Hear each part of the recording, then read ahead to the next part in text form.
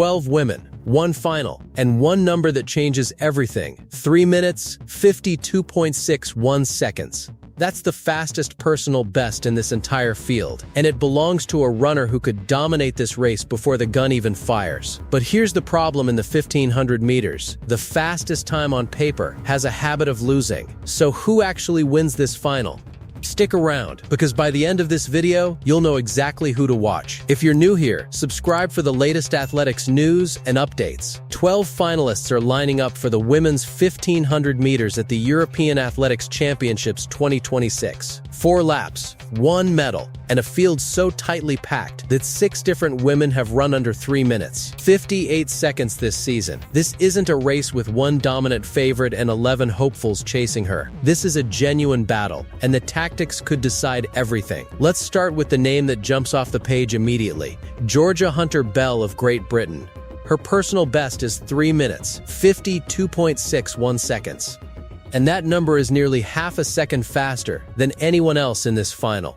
On paper, that's not just an advantage, it's a completely different tier of performance. But here's the twist almost nobody talks about. The 1500 meters is one of the most tactical events in track and field. A blistering personal best means nothing if you get boxed in on the final bend, or if you misjudge the pace and burn your legs too early. Hunter-Bell has the fastest engine in the field. What she doesn't have is a guarantee.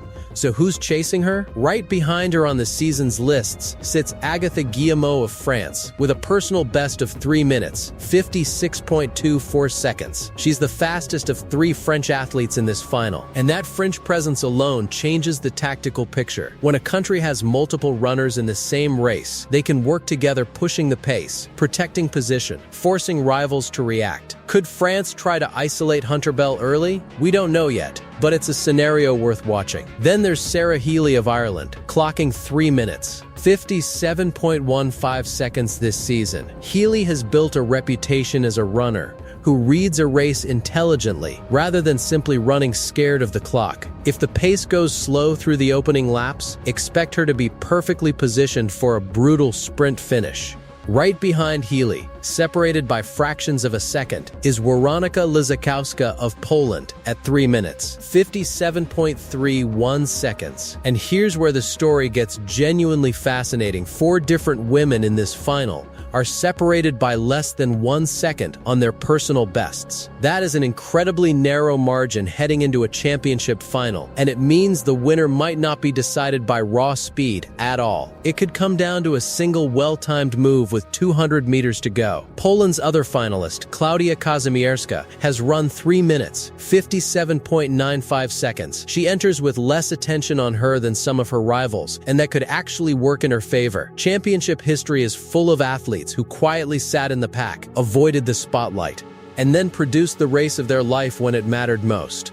Don't overlook Patricia Silva of Portugal either. Her personal best of 3 minutes, 58.74 seconds, means she's broken the 4-minute barrier, a major benchmark in women's middle distance running. If the front group starts to separate, Silva has shown she has the speed to go with them as long as she manages her energy carefully across all 4 laps. Now here's an open loop worth holding on to. What happens if the early pace is slow? Sophie O'Sullivan of Ireland, with a personal best of 4 minutes, 0.23 seconds, doesn't have the fastest number in the field, but a slow, tactical race changes everything. In that scenario, the gap between a 3-minute 52 runner and a 4-minute runner can shrink dramatically, because the race stops being about the clock and starts being about positioning, patience, and who can produce the sharpest kick in the final 200 meters. The same logic applies to Salomé Afonso of Portugal at 3 minutes, 59.32 seconds, and Ludovica Cavalli of Italy at 4 minutes, 1.64 seconds. Neither is the outright favorite, but a tactical final has a way of rewriting the script entirely. Then there's Adèle Gay of France at 4 minutes, 1.21 seconds, and Augustine Haquet, also of France, at 4 minutes, 3.56 seconds, completing that powerful 3-athlete French contingent.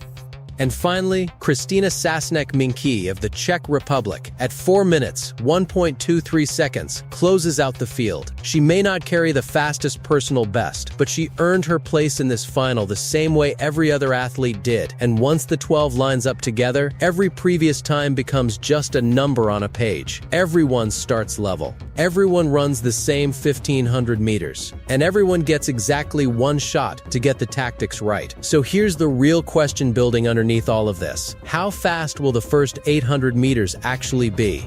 If it's slow, expect chaos in the final home straight, with speed becoming the deciding factor. If it's fast from the gun, this becomes a test of who can hold form under fatigue, and that's where things like getting boxed in, wasting energy fighting for position, or misjudging the moment to move can completely derail even the strongest favorites. Watch the final 300 meters closely, because this is typically where a 1500-meter final is actually decided. The field stretches out, the leaders commit, and an athlete who looked comfortable at the 800-meter mark can suddenly find herself in trouble, while someone quietly sitting in 5th or 6th can explode into medal position. With 200 meters remaining, personal bests stop mattering almost entirely. The only thing that counts is who has the strongest sprint left in her legs at that exact moment. So if we're building a short list purely from the numbers on paper, 6 names stand out: Georgia Hunter-Bell, Agathe Guillemot, Sarah Healy, Weronika Lizakowska, Klaudia Kazimierska, and Patricia Silva. Hunter-Bell's 3-minute, 52.61 second personal best makes her the clearest favorite walking into the final. But that is not a guarantee it's a starting point. In the 1500 meters, the fastest athlete on paper has to still win the race that actually happens. And that means surviving the positioning, the pace changes, and the final sprint that decides everything. Any one of these 12 women could walk away with the title, and that uncertainty is exactly what makes this final worth watching from gun to line. Who's your pick to win the women's 1500 meters final? Drop your prediction in the comments before the race starts, and come back afterward to see how close we got.